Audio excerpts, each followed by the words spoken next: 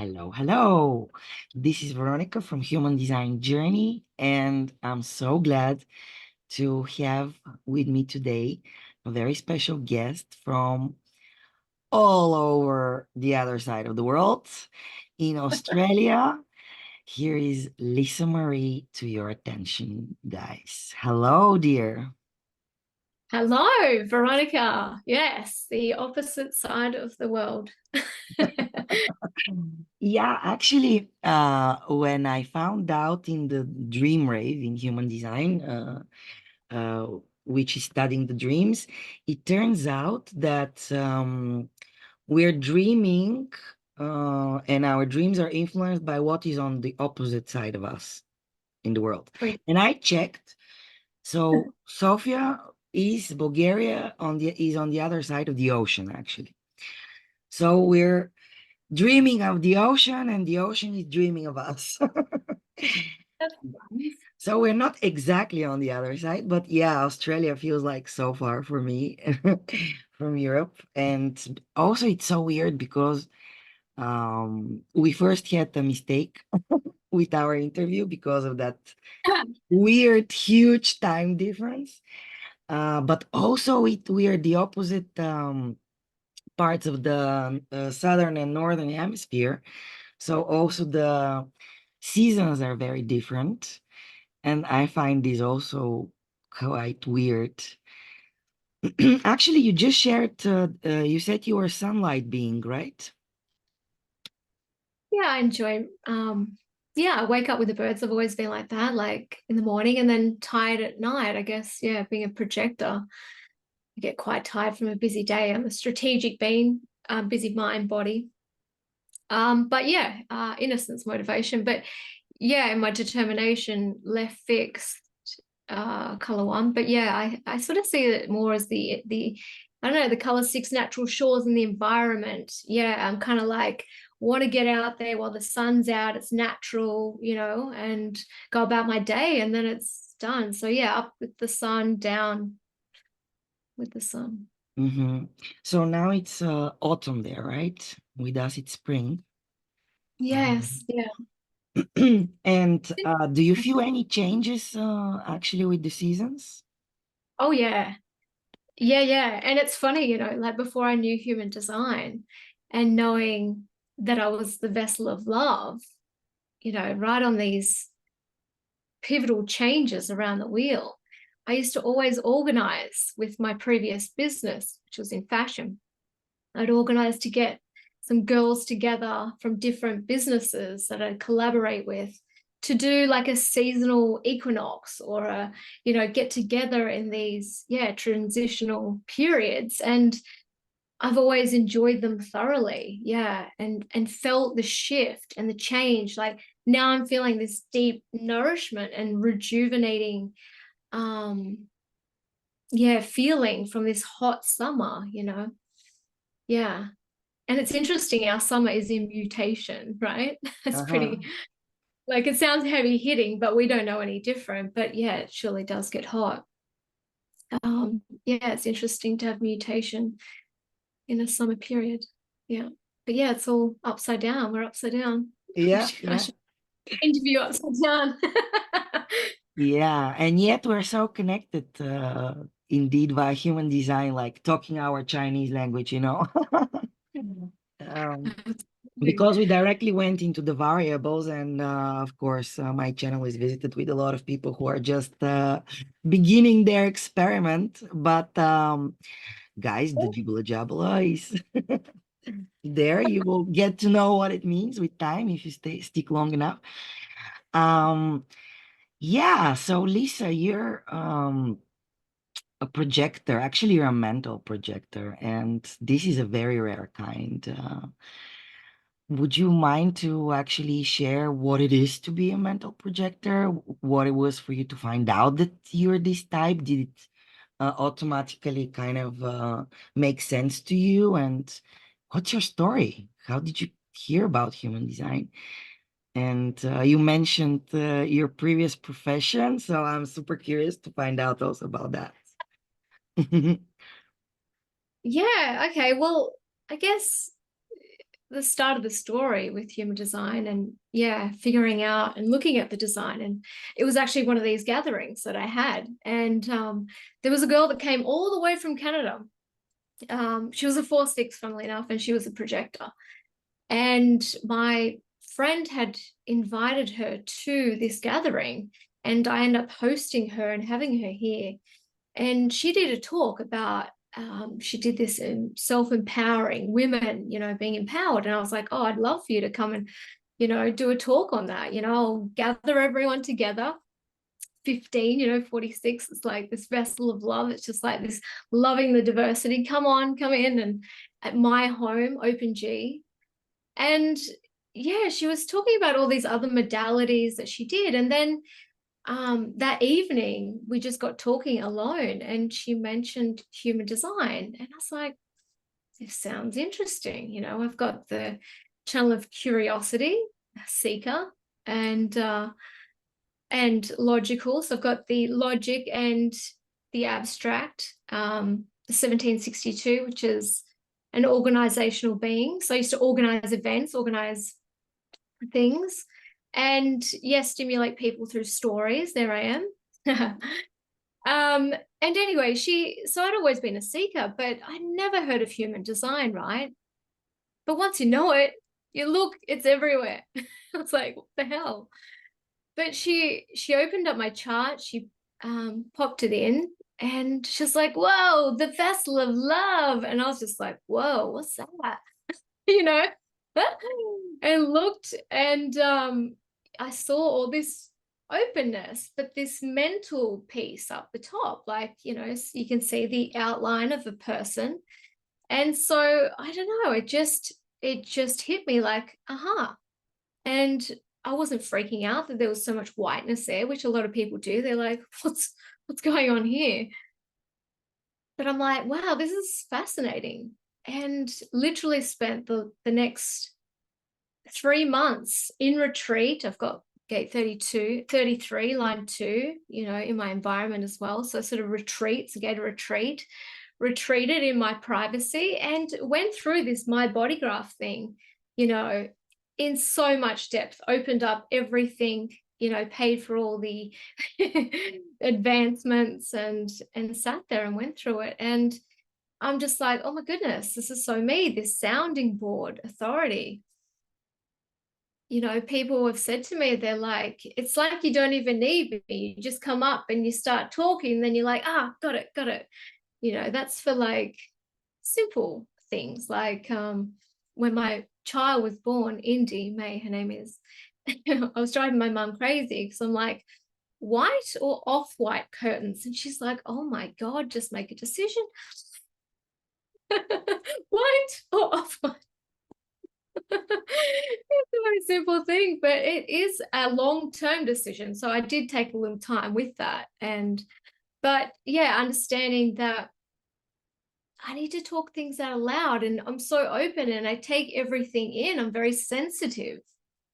And this talking piece is real. Like it makes perfect sense as to how, like, the soundboard, bouncing myself off someone and hearing that purity and that clarity come out, or the indecision. I've got in my Pluto 32 line 3, which is indecision, in times of transition. So is it all this, my design, it has, we all have this beautiful synchronicity that goes on, but I can see mental projector, no, truth in the now, kind of like an emotional being in that way. So it is really my saving grace to, the mental projector is so rare, and we're here to make one decision at a time. And it's important that we do take our time, because it locks us into certain geometries, and it's a thing, it's tricky to navigate outside of that. Once you're in something, I can see how that has worked throughout my life. But yeah, these decisions, this strategy of waiting, am I really recognized here for my life force? But yeah, before knowing that, I was sort of just, innocently navigating my life through, being called in. I felt like this woman had called me in to investigate human design. And it literally took me 4 years to let go through that indecision of my fashion business that I had. And I can see why I did that, right? Vessel of Love, it was very a cultural business. It was called Threaded Earth, so, 15 is all about the love of humanity and the diversity and culture and adorning the body, Gate 46 and all of that. But it wasn't really of service to humanity, which I see, was a beautiful stepping stone for me to explore creating and being, telling stories. It was like a platform for me to tell my own stories and stimulate people through my own personal experience. That's what it was all about. It was interesting to reflect on it. Oh, that's what I'm doing. I'm actually just talking out loud and using this as a prop. Okay, well, let's get rid of the prop and let's empower people through human design. This feels wholesome. This feels like there's integrity in this. And that was fun, but what footsteps do I really want to leave and be of service to others and empower them in their direction? Yeah. Sorry, that was a big storyline there. So you are a full-time human design professional. Yeah. I let go of the fashion and completely immersed in human design for this is my 6th year, and very much just completely involved and getting all the details right and doing the projector thing. It's just right in there. Yeah, Wow. just love it. That's a bold leap. So Mm. 6th year in your experiment. Yeah. Okay, congratulations. I think that those are like the hardest years for me at least, because how I explain it, when you find out about human design, at least it was like this for me, especially when I found out I was an undefined emotional person, and that's all of that is not me. It was such a relief. I felt like I was carrying a bag of potatoes, and then suddenly somebody cracked it open, and like all of that weight went away from me immediately. And I will never forget this moment. It was like, and I blew up like a balloon from all the space that freed inside of me. It was such a relief. But then the more you live it, you get to that place. So what I'm saying is, like, at the beginning, when you realize some things, and it's a lot of conditioning immediately leaves your body, like immediately. It's so healing just to the awareness of it. But then you get to what I call the dirty pot part, which is really stuck there, like a pot which had been burnt. And yeah, you first throw the dirty water and that's easy, but then, oh my God, the dirt which is stuck on the pot, that's really, and Is that what you really happens exactly at this year, 6, 7 year. Mm-hmm. It's interesting you're saying that, because I just wrote a piece and I'm not sure at what point I'll release it and pop it on my website, but I think it's important to share at some point that, through this journey, it's really hard, because even through the smiles and the recognition of self and returning to self, and the design is always doing its thing, but we're removing, as you said, like everything that we've taken in. Like, I was way too available emotionally. I was way too available you know, for everything. And so, now we get to see through a different lens, is this emotionally healthy for me to engage with? Is this person feel healthy to me? Do I love the direction that they're going in? Do I feel too much pressure from this relationship? Am I working too hard? All of that, are they inspiring to me or not? Like, so but there's pain, because we're still dealing with decisions that were made through not listening to our own inner authority. And that, as a projector, can be quite hard to, as I said, it's one decision at a time. So being within that limitation until there's another invitation, as such, for me. And for you guys, you're more existential, the response. But yeah, it's tough. Is that sort of what you're getting to? Like, I'd love to hear more of, yeah, what Yeah, you're no, saying that's too. exactly what I meant. That especially around the sixth and seventh year of the first 7 year cycle is tough. It's just tough. For me, it was tough, and you definitely get to new levels of purity in yourself, but it takes the work, the inner work. And that's what I like to tell my students and my clients. Um, you meet human design and you understand a lot of stuff, but still there is the work you have to do. It's not given. So we do need other tools as well to help us with that. And that's how I feel. Um, you mentioned about uh, your strategy of sounding board, but maybe some people don't really understand what sounding board means. Can you a little bit elaborate on that? Yeah, sure. So the sounding board, it says no. You might have seen the chart, for those that have seen their chart and they're a mental projector.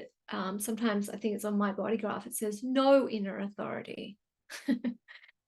So, but there's a way, a mechanism in which and how it works. We're an environmental projector, or it says it there, authority sounding board. Yeah. And so we're taking in, again, through our openness, so much.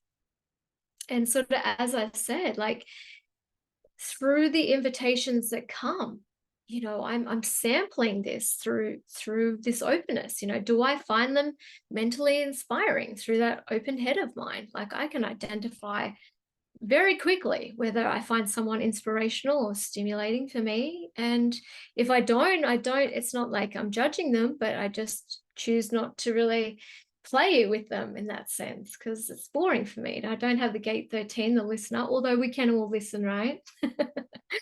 But I identify that I'm not, channel of curiosity. It's curious, I find myself stimulating and curious, but I find other people, certain people, curious, and I want to investigate and, borrow my way into. So through all this openness, we're sampling the other, feeling out the other, or whatever the decision is, the life, the curtains, and we really need to just hear this frequency come through, because we have a way of, well, for me, I'm organizing it in my head, and I can just keep with this heavy mental heavyweight, I like to call it, or I'm stimulating, like, it's very visual, my channels.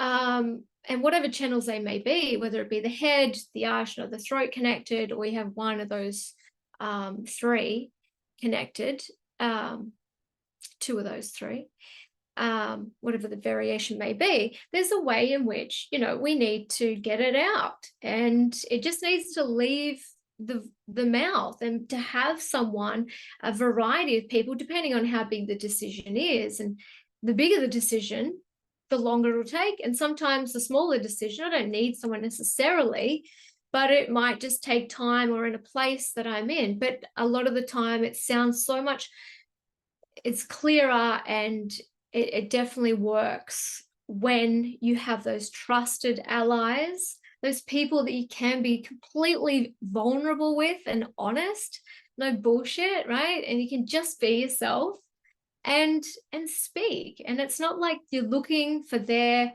opinion on anything, although you can ask them and say, how does that sound to you? Do I sound clear? But you'll know in yourself. It's like you need to be your own bullshit detector, basically. did I sound clear then or not? And if you're not, it's okay. Wait, if all this world is, we've all been taught to, like Nike, just do it, that whole mentality. Well, no, there's beauty in waiting, and honor who you are and give yourself that grace of just, yeah, hearing yourself out loud in different environments, different places that you love that make you feel good, and just keep coming back to this decision. And it's such a time-based thing, like where you start to recognize how it works, and it's so individual depending on that life force, right? But it really is about hearing yourself out, and other people that are close to you can say, yeah, you sound really good around that, but not overdoing it and going, I need to talk to someone, or and yeah, it's just taking your time, waiting, right people, right time. Yeah. Yeah, I was gonna ask you about finding allies and people who are ready to soundboard you. Um, you had Yeah. such people, or they came with time? Yeah, well, you know what? There's not a lot of people. Like, I'm a 3-6, and 6 line is all about trust. And there's only so many that I truly trust. I'm very open, right? I'm happy to go into any conversation, be open, but I know when it's the right person. And you can't pinpoint why, but there's this frequency. It's like it doesn't match your frequency. Not to be open, and I don't need to share everything with everyone. And I have second line nodes, so I'm very selective in who comes into my personal space. And so all of that, yeah, I've only got, a good few many. Like there's very selective, to be honest. Yeah, and they did come through time. There's um across the Sphinx, splenic manifestor that I met well before human design, and she's one of them. And I think that energy, the projector manifestor, goes so well, that yang yang, and with that yang yin, it just works. But she doesn't know human design, but she loves listening. She has gate 13 as well, she's a Sphinx. So and she enjoys hearing me, and she loves and respects me. And I guess for a manifester, they don't want to be told what to do. So I think she enjoys knowing that we respect each other, and that's what we're here to do, right? Stimulate each other through our own experience. We don't need everyone's suggestions and opinions on it. Let's just share it. But yeah, she's been great. And then others through the human design system, and working with others, and some students even, and yeah, some great professionals, that I've come to love and meet. And it's so cool when you're on the right trajectory, because you're starting to meet all these epic people. Like, they come into your life, and they just feel like home. You're like, yeah, this is cool. This is meant to be. I've been seeking this kind of connection. And I noticed I used to initiate a lot when I did the fashion. It was like I set that business up to attract my tribe as such. And then I'd be the one trying to organize and initiate the gatherings and all that. I don't do that anymore.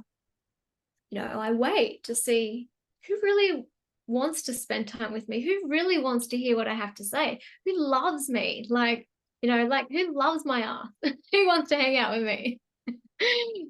So yeah, as you said, just sort of throwing so much out and allowing that natural collision to happen, because as we know through the solar return readings, some people come into the forefront, some people move out, and it's just allowing this year by year, these cycles of growth and in our development and where we're at, and to see the environment, even though we feel like nothing's changing, so much has shifted and new people are coming in. Like, I mean, I'm talking to you now. It's beautiful. And I love that. It's cool. So yeah, just being surrendered to meeting people, and you never know where they're going to come from. You could bump into them, third line being in the street, and you become very close very quickly. But yeah, there's only a few select that I really appreciate, and they respect that time base that I need. Yeah. Mm. It can drive other people crazy, right? My mom's like, oh, it's taken so long to make a decision. And then when I did explain it to her, she was like, okay, that makes sense. Yeah. Indeed, I also have a very slow design because I have a very wide split. And although I'm a generator, sometimes it takes so long. I have no sound or nothing there. It's just I have to wait until I get connected, and it drives some people crazy indeed. Even when I talk on the phone or something like that, and I'm so slow.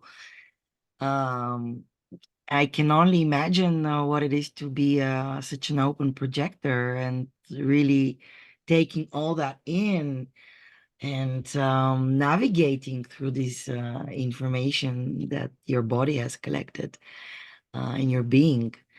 Um, and I'm wondering about the waiting because you described it so beautifully, and this is what scares people when they hear, I have to wait. Of course, the word have to already put you under pressure. But for basically the waiting is for all types, even for manifestors, because they have to wait for the inner impulse and the universe kind of.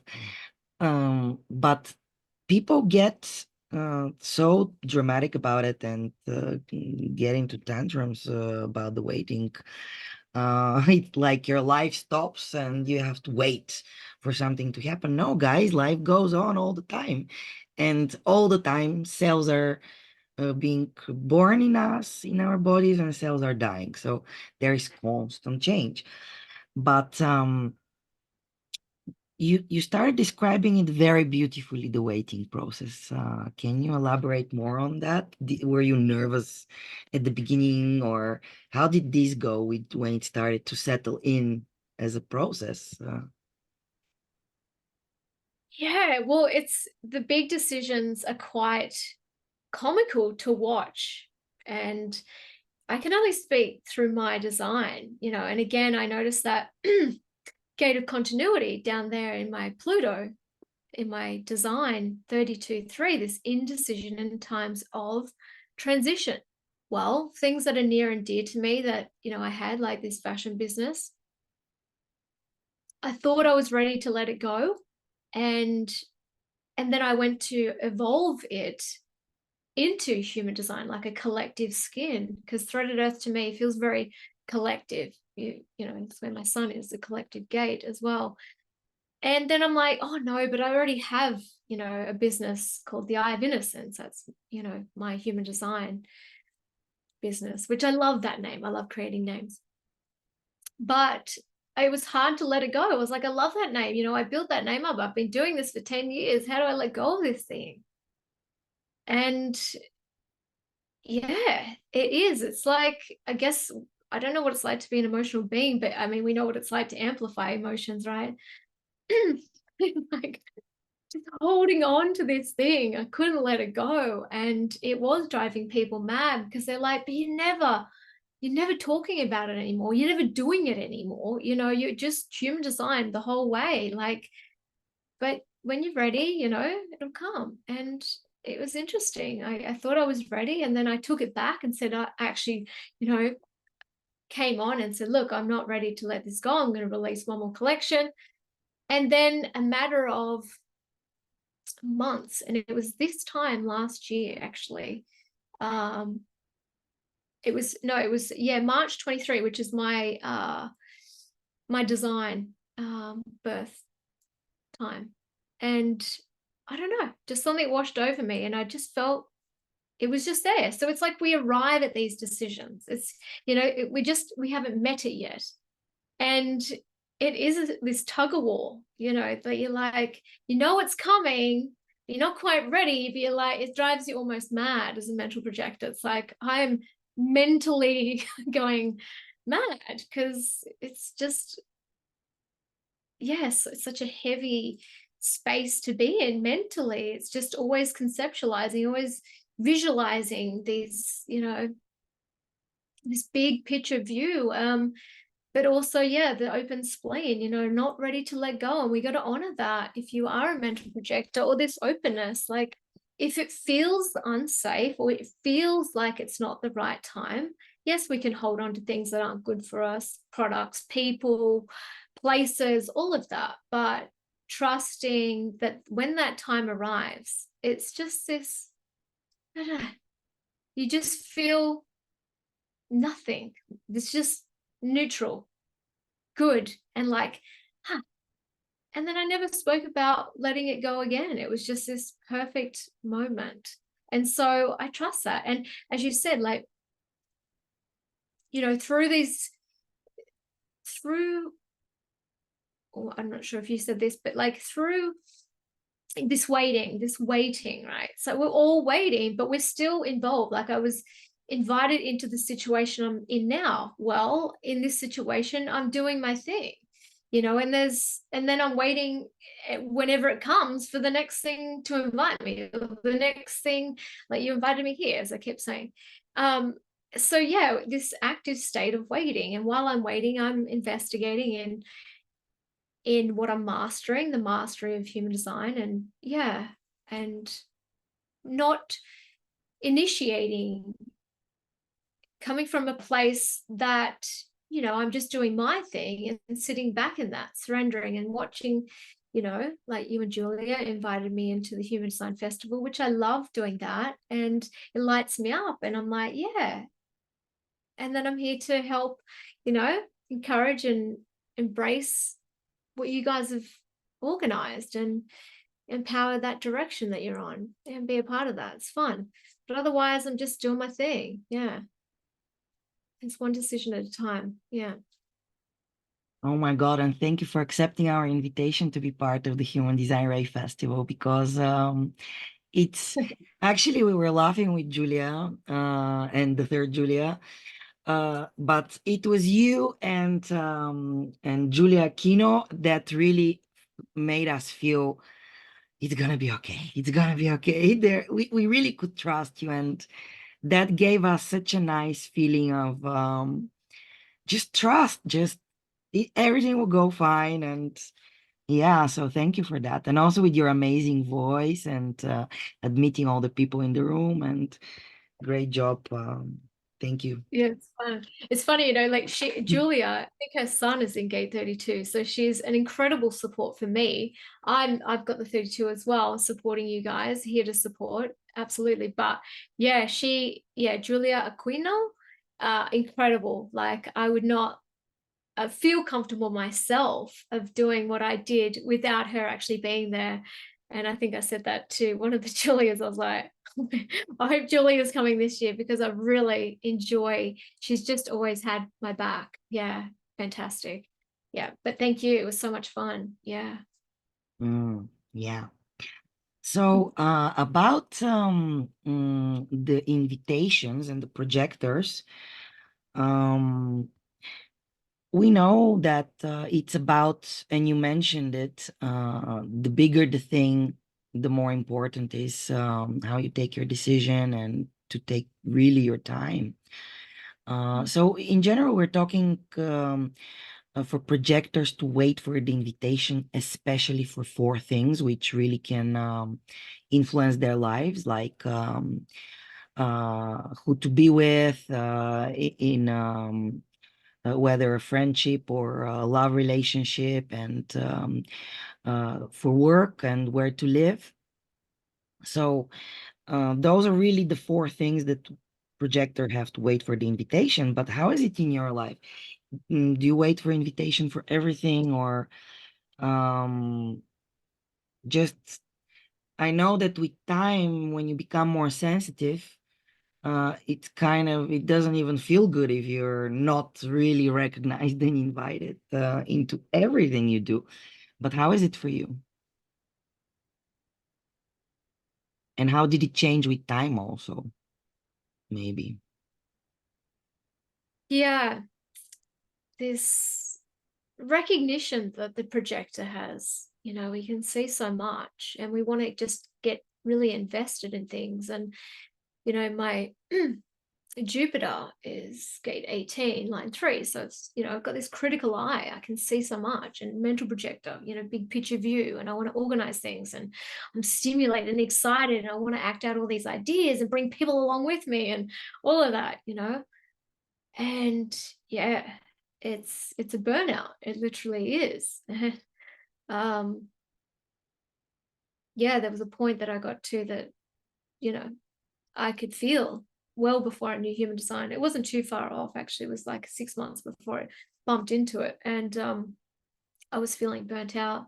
I was making hasty decisions within the business, trying to hurry up to produce collections, and I was messing them up. Whether this was clear to me. I had feeling, I had sense that it wasn't correct, but I was like under pressure. Oh, let's just do it. Let's just do it. And then it'd come out, and there'd be something. The sleeve would just annoy me or whatever, and then it just didn't look right. It didn't sell that well.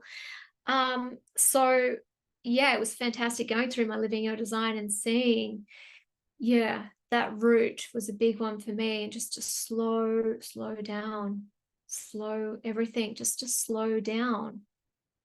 And gate 14 in the open sacral, it's my only gate, and it's just like I was really, in a hurry, open route, trying to empower my direction, and like now, you know and it's just so much trust that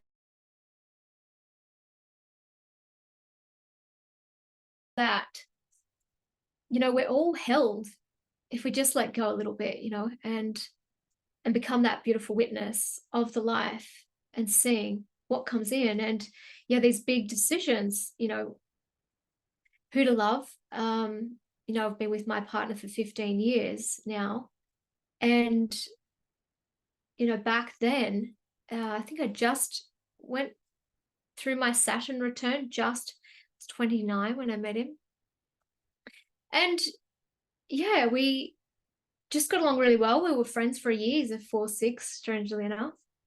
And he invited me into the relationship. He said, I'd love to show you what a real relationship's like, because through being single for a year, actually, I spoke to him a lot about my past relationships. And then obviously he just enjoyed my company. And then, yeah, probably thought I was nuts, this extreme love bouncing into his business, and like, hey. But yeah, he invited me into this relationship. But before we got married, I actually voiced to him that I feel like there's an issue in terms of the intimacy. And it was a real concern for me, and I talked about it a lot. It was coming up and coming up. And he said he would work on it. And I took his word for it. And it's been a thorn in the relationship the whole way. And it's been a painful process for me in that.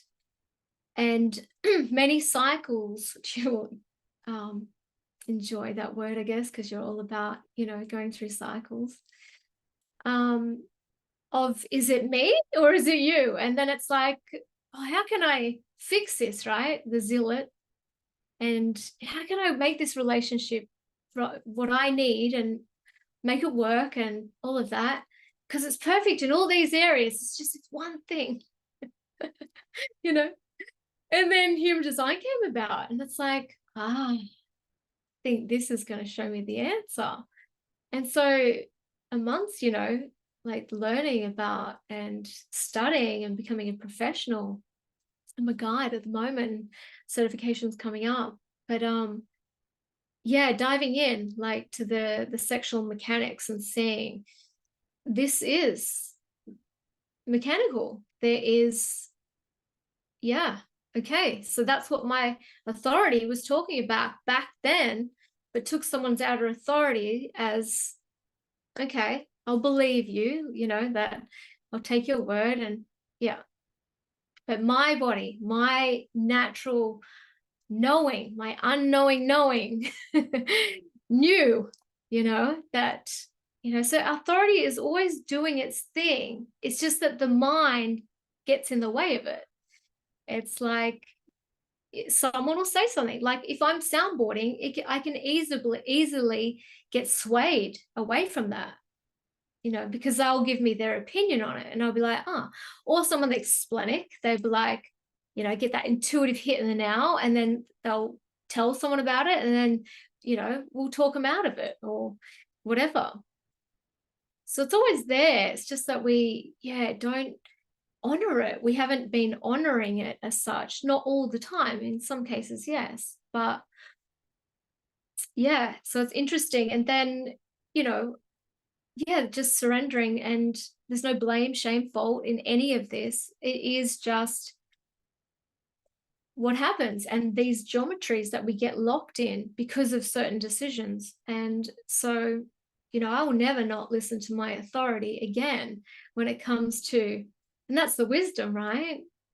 That's the beauty of it. And it's just, I really, that word self-love that Ra speaks of, I know that so cleanly now, what that means.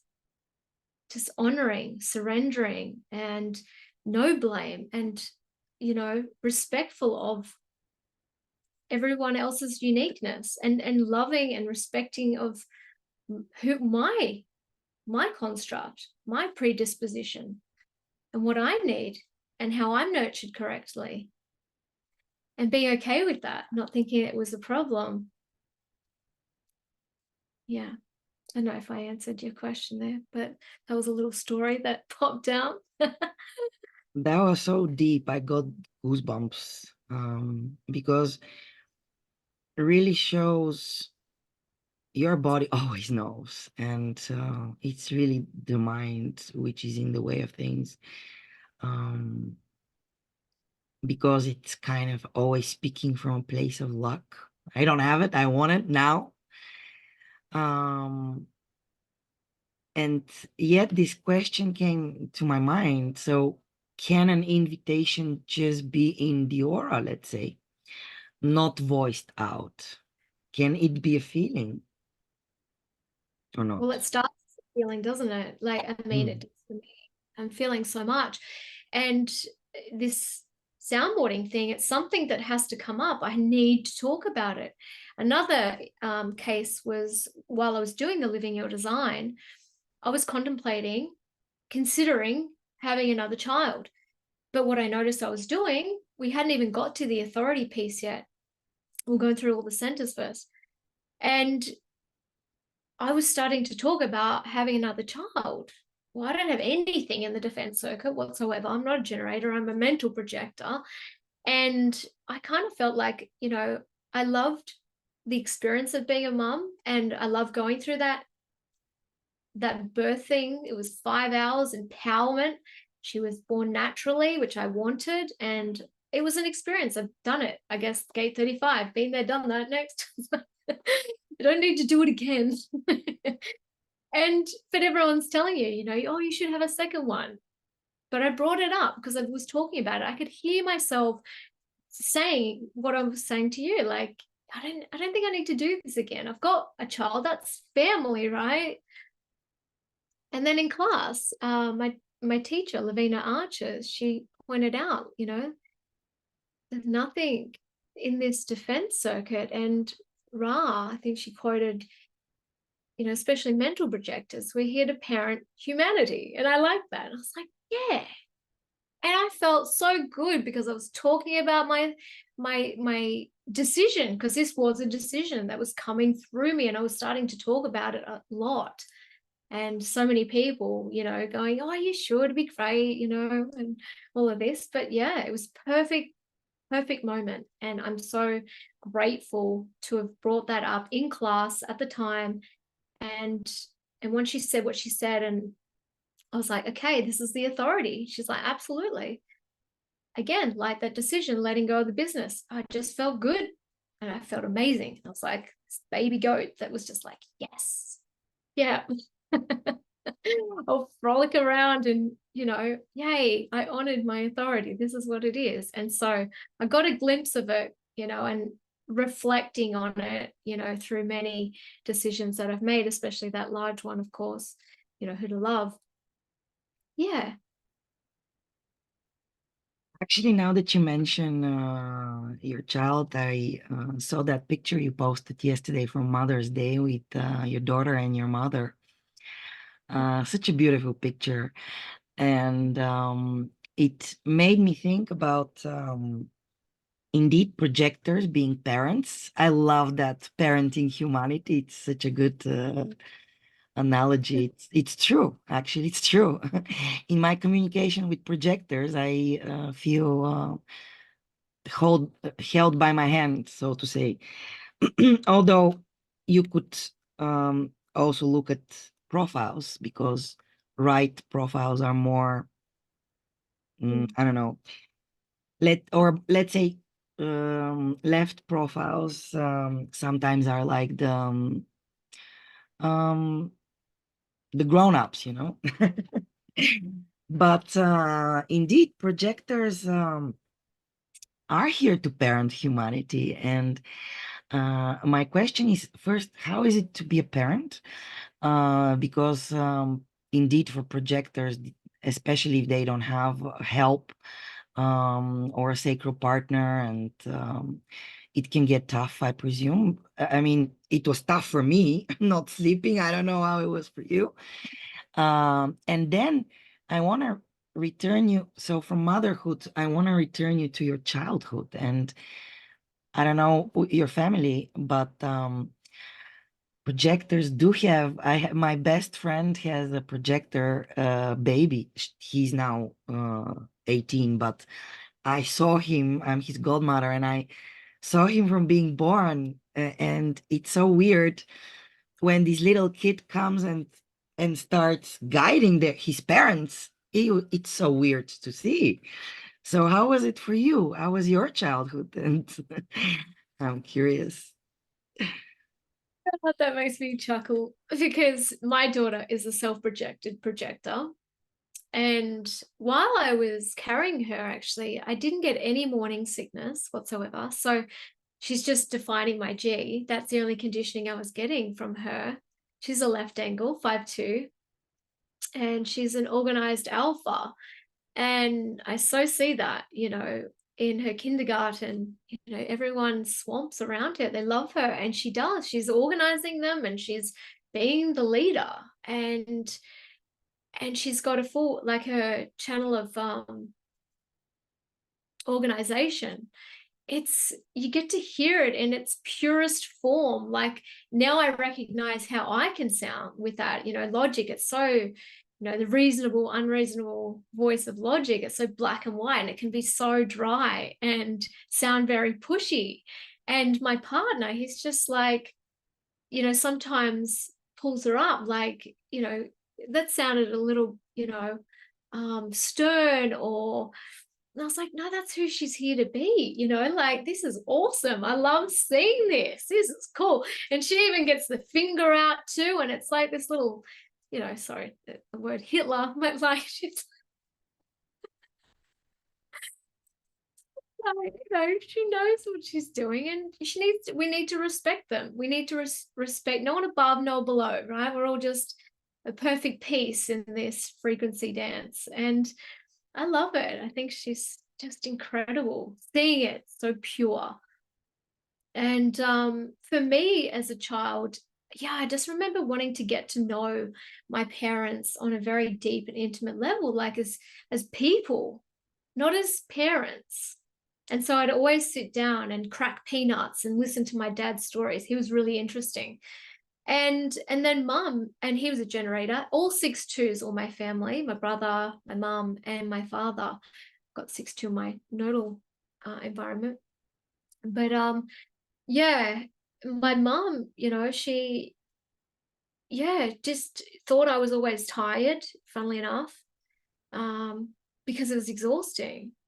And so it's nice to have, come around and been able to explain what that tiredness, was all about and where it was coming from, because I was literally trying to keep up with her stamina a lot of the time, because it was impressive. I'm like, wow, you know, she could really work, and she can clean a house and keep everything, you know, up to scratch and stuff. And I remember when I had Indy, my little girl, she was like, if you just do things as you go, you'll keep on top of it. And I'm like, look, I'm just not like you like that. I love keeping a nice house and organizing things. It feels good for me to have a clean environment, but I have a business that I want to run. And this is the thing. It's like, if I had another child, it would throw out my ecosystem. I would feel so pulled. I don't have the focus just to focus in. I don't have the energy just to focus in on being a mom. You know, I want this. I'm not just my partner's wife. I'm not just her mom.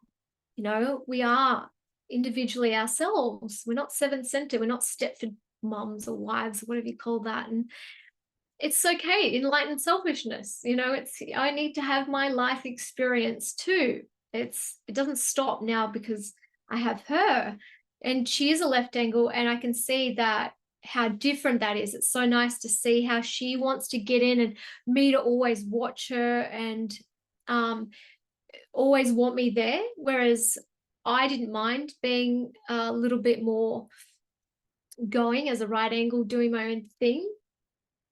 Yeah, but I can see the big difference there. And my mum's a left angle, 6'2", yeah.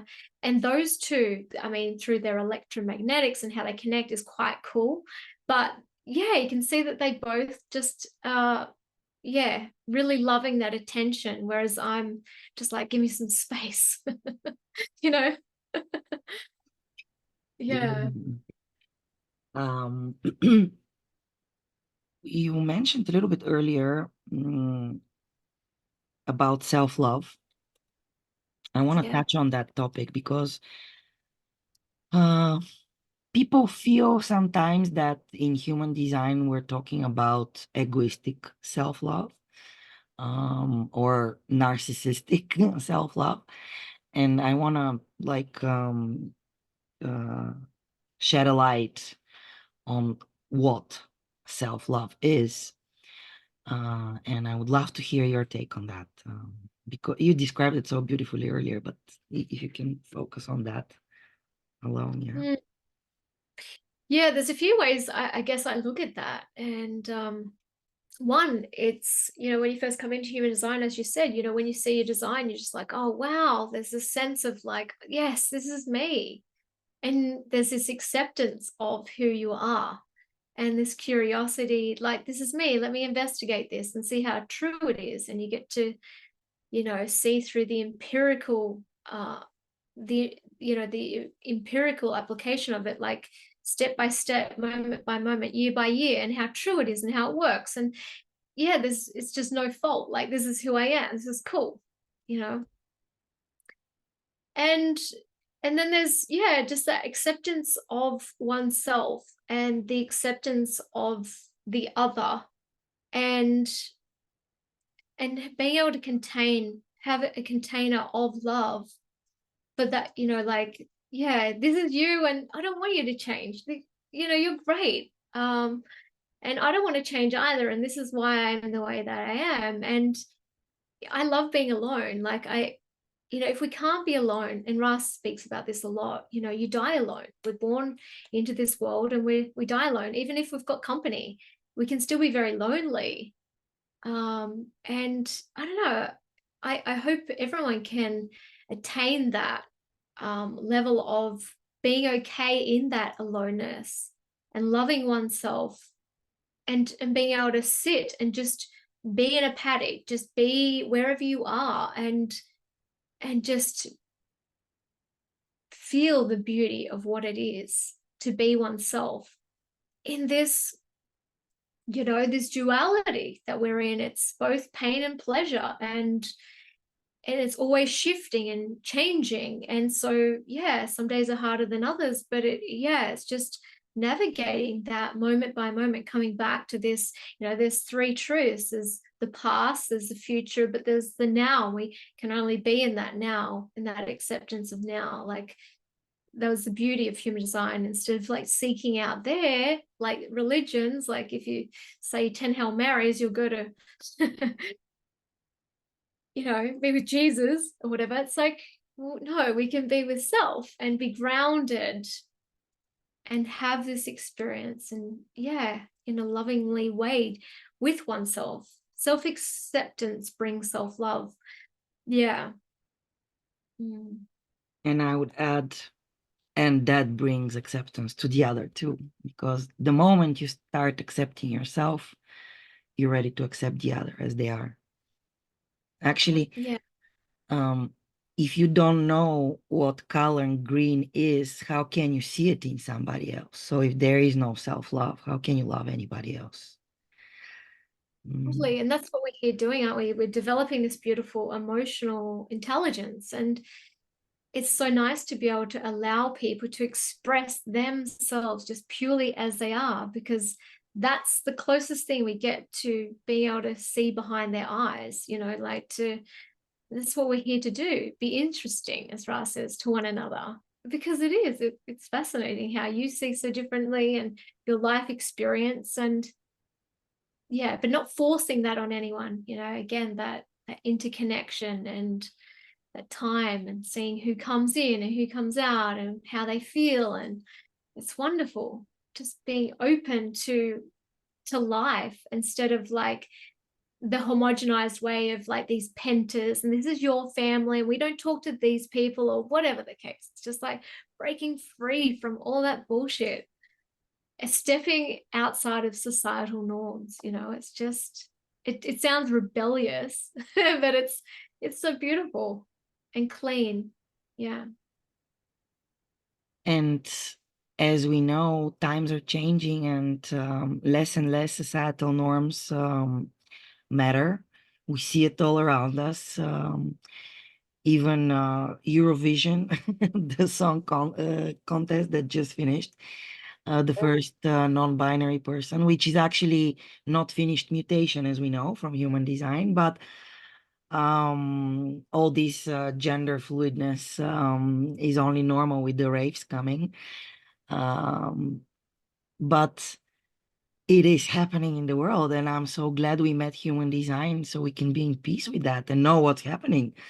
But yeah, being free from societal norms, um, it's actually stepping into the new world and creating, let's say, individual norms. And because more and more we are with people which we resonate with, and not with people because of economic reasons or political reasons or tribal reasons or family reasons, whatever. And it can be hard on the mind, actually, to, as you said, it sounds rebellious. Like, am I doing something wrong for not wanting to spend time with my toxic cousin or something? You know what I mean? So it's so beautiful. Thank you for sharing about self-love. Yeah, because it's primordial. Yeah. Yeah. So you're also a very rare profile, a 3-6 profile. And honestly, I had in my Saturn return until my Uranus opposition, the 3-6, and ooh, it's not easy, I would say. I was relieved to move on last year to a 2-5. Ah, But could you tell us more about it? Because like it's, of course, it's something natural for you. So bumping into things is how your life operates. Um, but being a 3-6, as you said at the beginning, you thought you were 3-5, but then it really clicked with the sixth line. And I really can see that you called the eye of innocence, but in the sixth line, there is also this, and I, as a fifth line, really value and treasure that. This fool on the hill, like a little bit away from everything. And I see it in you, and it just makes you feel like you can trust those people because they are so objective to the point of annoyance. My best friend and my husband are both 6-2s, And it's so annoying, especially with my friend, because she's still on the roof phase. I want her to be my friend and to be on my side. No, she has to be just objective. So how is it for you? We're gonna have another catch up because I want to hear all about that Saturn. I want to hear your life story now. That'd be fascinating too. Yeah, I'm curious. But yeah, the sixth line, it's such a thing. Like, I'm glad, yeah, to hear that how you notice it, because my partner's a 4-6, but he really noticed that I shifted from, just being really in amongst it, always doing things and having lots of people around me, really invested, wanting to do. I mean, all that conditioning, of course, as well. But third line is very material, very invested in getting out there and doesn't know what's going to find, but it's just out there and it wants to get in and get dirty and find things and and then literally it felt like I was pulled on the roof, and I loved it. I started to really align to my environment, that more retreat, that where I did find my material resources. 19, had my resources in and my privacy, and this is when I met human design. Not to I mean well My Saturn return, I found human design halfway through it, so which is, funnily enough, I've got Ra's nodes in there, his design in my nodes. So yeah, I really recognize the shift from wanting to get out there and open to everyone and everything, which the third line is so open, to just being pulled back, more aloof, and then noticing at times coming in, because I always got that third line, the 3-6, it wants to play, and then it comes back. It's a funny little dance that I do. It's in and then it comes out, and now I just find it's in balance now. But my partner really noticed it. He's like, wow, you've really changed. And when I started to understand the profile, I was like, cool, well, that's cool, this is the 6-line tail that we go on. And yeah, really honoring that space, and so grateful that I have that. I find the serendipity of my story, of my life. It's beautiful that I have that space, and yeah, I am supported to really dig into this work, and I don't have to work as such, right? And yeah, just the shift is what I sort of really recognize, how different, how pulled back now I am. And when people like yourself call me out to play and it feels good, I'm there. And what about your third line and bumping into things and mistakes? We have such negative connotation on mistakes, and we punish mistakes. Um, did you feel punished for your mistakes, or your parents were more understanding? And how did you deal with that third line theme of having the gift of breaking things to find out what doesn't work? And yeah. Yeah, well, it's funny because I used to say to everyone along my journey, it doesn't matter if you change your mind, do something else. It doesn't serve you anymore. Get rid of it. Like, and my mom used to always say, like, you've tried so many different things. Like, I did makeup out of school because I wanted to, it was more to be in that environment of film and TV. And I thought, okay, well, I could do makeup and be invested in that. But I recognized I was the first one on the scene and the last one to leave. So I was like, that's too much hard work. I'm going to do that anymore. And then, I started doing fashion with this beautiful German lady. And she was just so flamboyant. And, I started dressing with real individuality and, uniqueness. And then I sort of really wanted to get into that, but pressured by family, pressured by my generator brother, like, get in and work, like,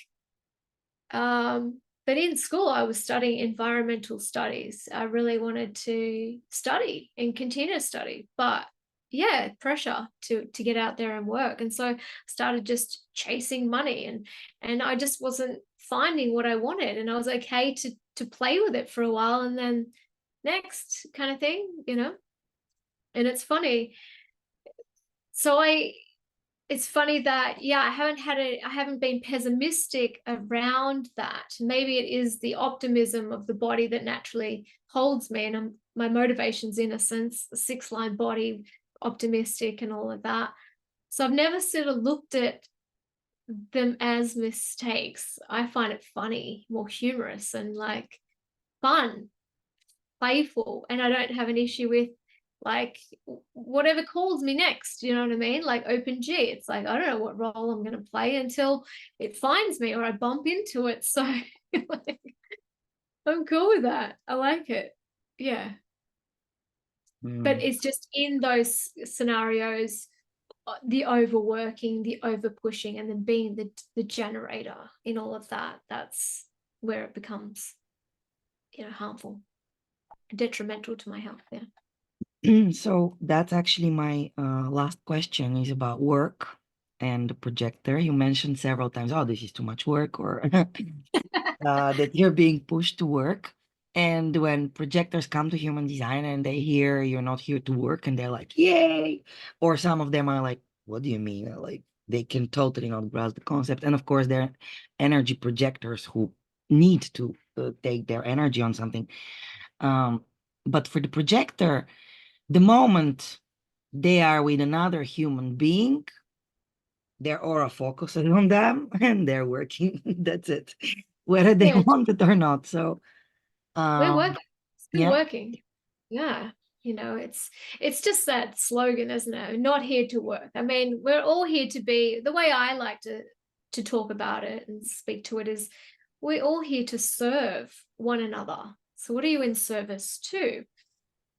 And whatever feels of service, like truly, however feels purposeful for you. You know, I'm driven by purpose, 28 line 6, blaze of glory, must live a life of purpose. And thank God human design came in because, you know, it feels good, feels really good. And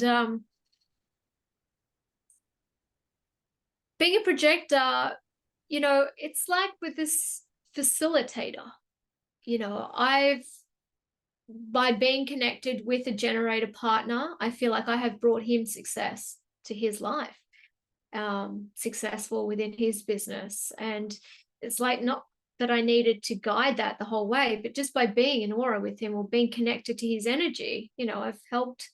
And who knows what it would have been like if I wasn't here. We can't tell, but I can see that it's been successful, you know. And for me, I feel success. I feel successful within myself because I'm doing the things that I love that make me feel good, you know, and connecting with other people. And yeah, you know, I'm here to work, absolutely, when it's correct, just not, you know, knowing my limitation within that. And I only got a grip of that sacral as of last year, really. I had a burnout again. And I notice when it comes up, I'm just like, I'm sitting at this desk too much, you know, trying to, you know, make gate 15, looking at gate 5, have this routine, whatever it may be. You know, I'm more extreme. I've got to get up, I've got to move, you know, I can't sit at this desk all day. I have to find that diversity in my day. And so I can sit here and, you know, punch out what I need to do. Like truly, we are very good at recognizing what needs to be done and what is that thing that I want to do and do it well. Because otherwise, I'd be here all day wheel spinning. That's what I found I do. Like, oh, there's so much to do.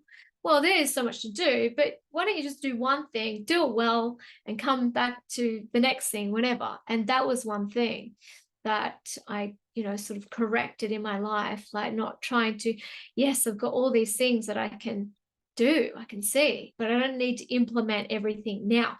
And that is just a blessing because now when I sit down to do something, it really is my best work, you know, taking my time. So it's just a different pace. And as you said, being a wide split, potentially you feel the same in a way, like it's just all timing. Yeah. Just more efficient, really, that efficiency that I can bring to my day. Yeah. Mhm. So when we say projectors are not here to work, maybe we should always add the word consistently. Like, There you go. yeah. Yes. Mm. Uh-huh. Got it. Lisa Maree, it was such a pleasure to talk with you and to enjoy your smile and your pristine voice. I love it. And I'm sure our viewers also enjoyed our conversation. Is there something you want to add, to say, to your last words for this interview? Just thank you so much. It's so lovely to connect with you, watching you from afar, that sixth line of, of you here and there. And yeah, it's just lovely to connect with your beautiful energy as well. So thank you. That's all I want to say. And yeah, enjoy your ride, guys. Thanks for having me, and I wish you well on your journey. And as you said, Veronica, it's not always easy, but it's a day by day process. And um we couldn't imagine doing it any other way. It's like that no choice. It comes in. It's like you can't go back. In for the long haul. So Mm. yeah, enjoy the ride. Enjoy the ride. Thank you so much for your projector wisdom you shared and your personal life experiences. I feel like I know you a little bit better, but I would love to catch up for more if Yeah, you're absolutely. open to Yeah, that. know more about you. Oh, yeah. We continued. When I'm not behind the curtain, sometimes I show something from myself. That's true. Yeah. We'll dance. You can teach me. Beautiful. Thank you so much. Thank you. Bye for now. And if you want to know more about Lisa, I will put her details under in the description and links to her website. So if you resonate with her, if you would like to have her as your guide, you can contact her. So bye for now.